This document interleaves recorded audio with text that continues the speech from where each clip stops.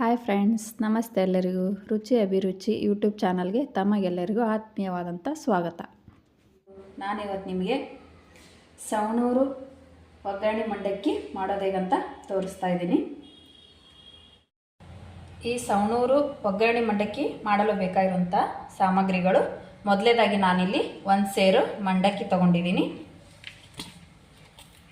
ಇದಕ್ಕೆ ಒಗ್ಗರಣೆಗೆ ನಾನು ದೊಡ್ಡದಾಗಿರೋ 2 ಈರುಳ್ಳಿ ಕಟ್ ಮಾಡ್ಕೊಂಡು ಇಟ್ಕೊಂಡಿದ್ದೀನಿ, 1 ಟೊಮ್ಯಾಟೊ, 5 ರಿಂದ 6 ಹಸಿಮೆಣಸಿನ್ಕಾಯಿ, ಕೊತ್ತಂಬರಿ, ಕರಿಬೇವು, ನಂತರ ಒಗ್ಗರಣೆಗೆ ಸಾಸಿವೆ, ಜೀರಿಗೆ, ಉಪ್ಪು, ಸ್ವಲ್ಪ ಸಕ್ಕರೆ, 1-2 ಸ್ಪೂನು, ಪುಟಾಣಿ ಕಡಲೆ ಹಿಟ್ಟು, ಅರಿಶಿನದ ಪುಡಿ.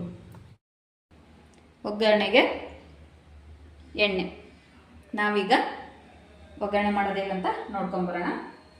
ಮೊದಲೇದಾಗಿ ನಾ ಇಲ್ಲಿ ಒಂದು ಕಡಾಯಿನ ಒಲೆ ಮೇಲೆ ಇಟ್ಕೊತಾ ಇದ್ದೀನಿ. ನಾನು ಒಂದು 5 ರಿಂದ 6 ಚಮಚಷ್ಟು ಎಣ್ಣೆ. ಈಗ ಎಣ್ಣೆ ಕಾದಿದೆ. ನಾವಿಲ್ಲಿ ಒಗ್ಗರಣೆಗೆ ಸಾಸಿವೆ, ಜೀರಿಗೆ ಹಾಕೋತಿದ್ದೀನಿ. ಇದು ಚಟಪಟ ಅಂತ ಸಿಡಿದ ಮೇಲೆ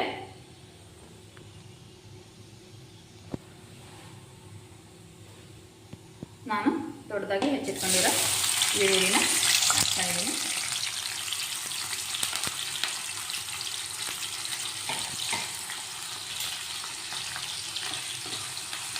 ಈರುಳ್ಳಿನ 1 ನಿಮಿಷ ಫ್ರೈ ಮಾಡಿಕೊಳ್ಳ್ರಿ.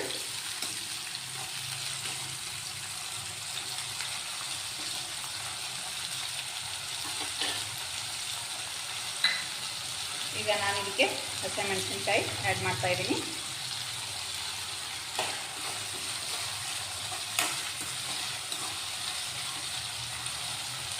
ನಂತರ ನಾನಿಲ್ಲಿ ಟೊಮೆಟೊ ಆ್ಯಡ್ ಮಾಡ್ತಾ ಇದ್ದೀನಿ.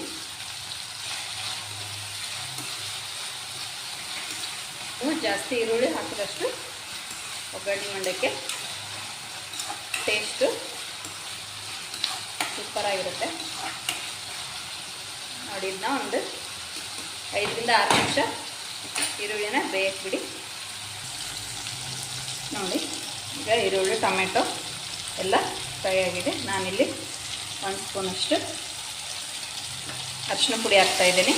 ನಂತರ ನಾನಿಲ್ಲಿ ರುಚಿಗೆ ತಕ್ಕಷ್ಟು ಉಪ್ಪು ಹಾಕ್ತಾಯಿದ್ದೀನಿ.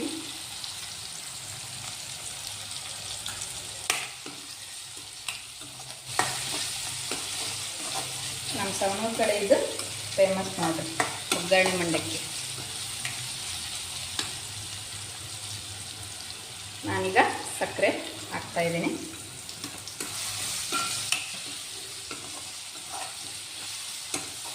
ಈ ಒಗ್ಗರಣೆನ ನಾವಿಲ್ಲಿ ಒಂದು 4 ನಿಮಿಷ ಬೇಯಕ್ಕೆ ಬಿಡೋಣ. ಈಗ ಇದು ಒಗ್ಗರಣೆ ರೆಡಿ ಆಯಿತು. ಈಗ ಮಂಡಕ್ಕಿನ ಇದ್ರ ಜೊತೆ ಕಲಸೋಣ ಬಂದು.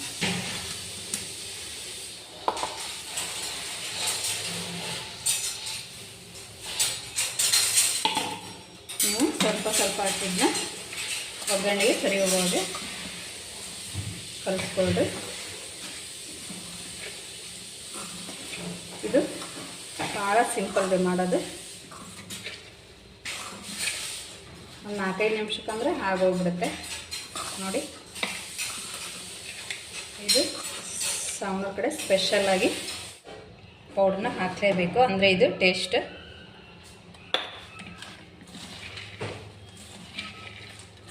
ನೀಟಾಗಿ ಇದನ್ನೀಗ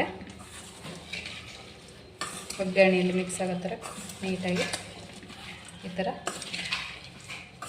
ನೋಡಿ ಎಷ್ಟು ಚೆನ್ನಾಗಿ ಬಂದಿದೆ.